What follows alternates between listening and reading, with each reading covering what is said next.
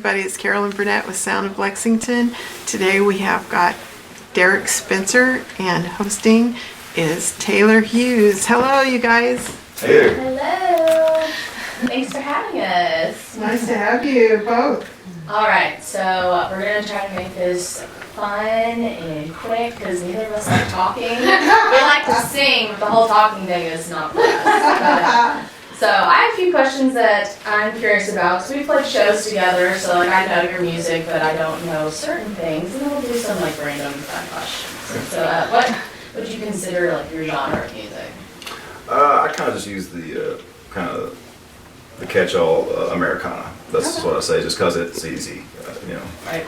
That's kind of what I am. Yeah. Like, you know, country, blues mix. Yeah, there's different influences, you know, like Appalachian and country and a little bit of blues, I think, but it's just easier to say Americana because I don't think actually anyone knows what Americana means. Right. So, but they'll act like they do. So, like, oh yeah, Americana. Oh yeah. I know. Yeah. Well, I guess that kind of leads me into where do you get your influences for your music? I don't know. Mostly just from like personal experience, I guess. I read a lot and I listen to a lot of music. So at some point, it all just crashes together in my brain, and Right. a song typically makes its way out. That's understandable. I'm a singer-songwriter, so sometimes you just kind of get inspiration from random things. Yeah. But Like sometimes I'll just think of a single phrase or a single thought, and if I think it's strong enough to support a whole song, that will be my skeleton, and I'll just try to create some kind of monster around it. very cool. So I'm such a fangirl. I love your stuff. Oh, But you're very convincing. Like when you sing your music, even if like what's is it called the racehorse song? What's that called? Racehorse. Is it called racehorse? Okay, so sometimes your music is kind of controversial. Sure. Do you do that on purpose, or? I don't really go out of my way to be controversial, but if I feel strongly about something, I won't let that deter me, I guess. Okay. You know, a lot of my favorite musicians, they piss people off. And so it's just typically because, like, they have a different perspective, you know, that, and it's like, it's not always on an issue that I think, you know, there's any easy side to take, you know, like I'll sing songs about horse racing or like mountaintop removal and stuff, but I don't really always try to pick a side because I know it's never as black and white as people like to paint it. Yeah. So typically I'd like to just ask a question and then just walk away and just start a conversation if at all possible. Definitely. I mean, I definitely don't claim to have any answers. I mean, I'm lucky if I can occasionally stumble upon the right question, you know. But that's just what I try to do, just provoke, you know, questioning, I guess, in my music more than anything. Right, okay. Totally understand. I kind of do that with my music too. A lot of the stuff I write is very personal, but sometimes I'll try to write something vague, see other people's views on it. Sure. Yeah, I think for a while, like, I did take more of a stance in songs, but you know, it'll always come out preachy, and nobody wants that, you know. Right. And like, you can make a point without beating someone over the head with it, you know. Just try to be more subtle. And I've got this song I've been working on for years called Mustard Seed. It was originally about mountaintop removal, and I took a very firm stance on it, and it just sounded, you know, it was just too much. And I think you can still kind of make the same point, but in a different way, you know, like give your position a different face, you know, a different character in the story, and, you know, let the listener decide, right, what it means. So, like I said, I'm a fangirl. I love all your stuff. But my favorite song is Leap. Do you have a favorite song that you perform, or what is your favorite thing you've written? Actually, it's one of my favorite ones to perform right now is a song called Police Chase in Progress. I played it here today. It's kind of just a conversation. It's a phone call from a man to his wife, and he's being chased by the police. He's done something, we don't know what, but yeah, it's not looking good for him. And so that's my favorite one to perform right now. People seem to really respond to that hook and the chorus.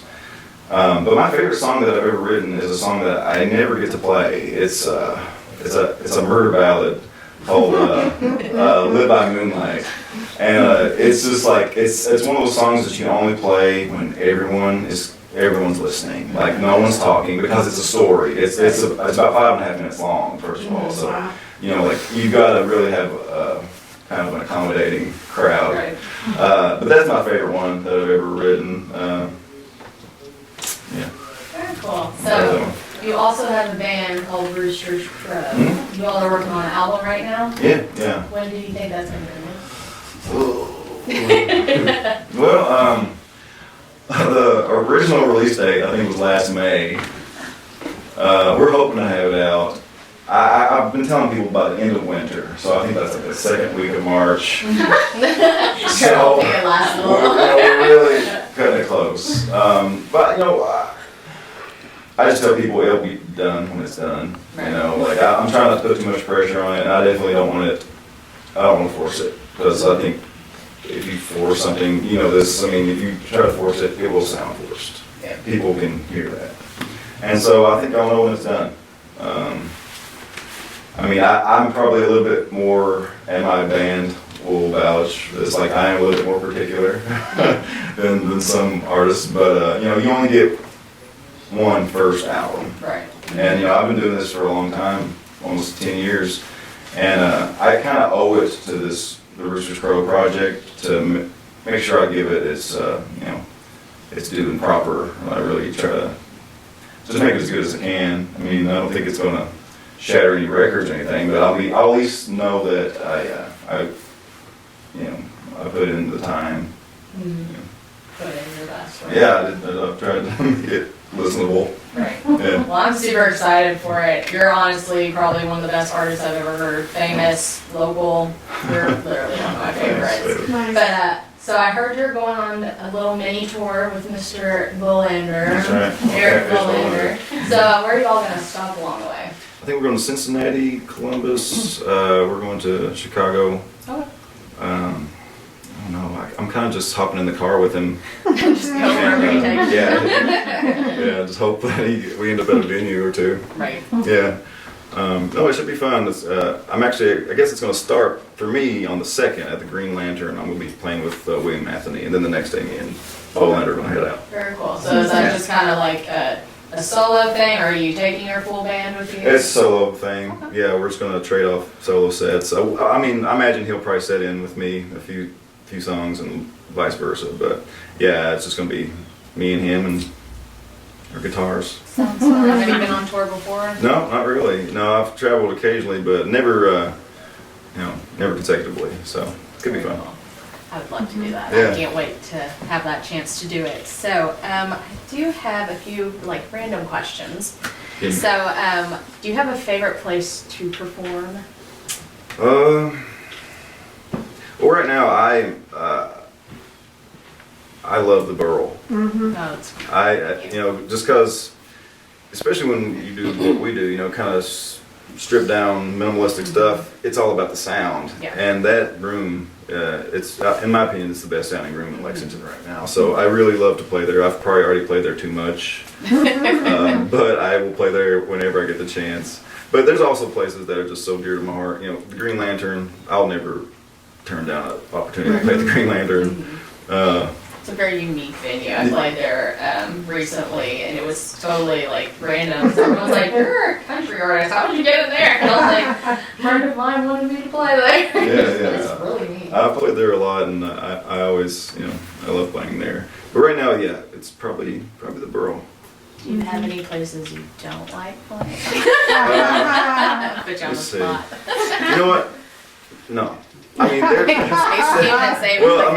There are obviously, places that my music is better suited to. But if I can get on a stage, I will. And I'll piss and moan, and that's what I do. But there'll be at least a few moments when I'm up on stage and think, I'm pretty lucky to be able to do this in some, I'm not playing Austin City Limits, but I'm doing what I love to do in some small capacity, and so I try to keep that in mind. I'm by nature, I'm a pessimistic grouchy person. That's So, okay. I can relate. I stress about everything. so I mean, like, I can convince myself that any venue is horrible, Right. you know.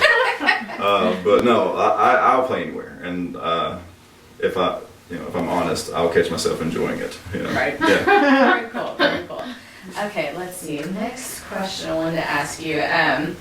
So I know you said you have like a lot of influences just from music that you listen to and what you read. Is there any artist in particular that if you had the chance to do like a duo on a project or just do a duet with them, who would it be? Is this like anybody living or dead, or? Anybody.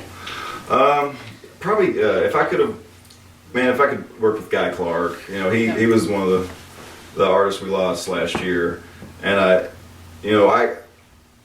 think I was like 19, and I discovered Townes Van Zandt, and like my whole life was Townes Van Zandt for a long time. And the older I get, the more I realize that I relate a lot more to Guy. Anybody who listens to Townes Van Zandt know that him and Guy were kind of running buddies. And the older I get, the more Guy's music speaks to me, and I find myself listening to his music a lot more than I really ever did Townes. And if I could ever, like I'm not good at collaboration at all. I'm kind of a control freak. But I think if there would have been anybody who I'd be willing to endeavor it with, it'd be Guy Clark. That'd been amazing. Yeah. Nice. Awesome. Okay, we're going to do one more question. All right. Doesn't necessarily have to do with music, but what is your biggest pet peeve? Oh man, About there's one. just like so many. He's like doing interviews. I think people who don't use their turn signal. That Yes. I can't handle that. I don't know why. It shouldn't affect me so, but when I'm driving and that, I'm just like, man, I get really bad road rage. I'm getting annoyed just thinking about that. When people don't stop at stop signs, that drives me crazy. Yeah. Most of my more audible annoyance happens when I'm driving. Oh, yes. Yeah. My fiance's scared to drive with me. I'm like, get out of the way. But I find myself just doing this like, right. would you? Yep. Totally can relate. Well, Derek, thank you so much for being here today. It was so great to hear your music again. Thanks, Taylor. And thanks Thank to you, Carolyn. Carolyn Thank for you. having us. Appreciate Thank it. you for being here. Cool. All right, well, thank you guys so much. It's been great. We did Sound it. of Lexington, Yay. Barefoot KY TV. All right. Thank you all. All right, good. So we just want to get a couple of photos. 2, 1.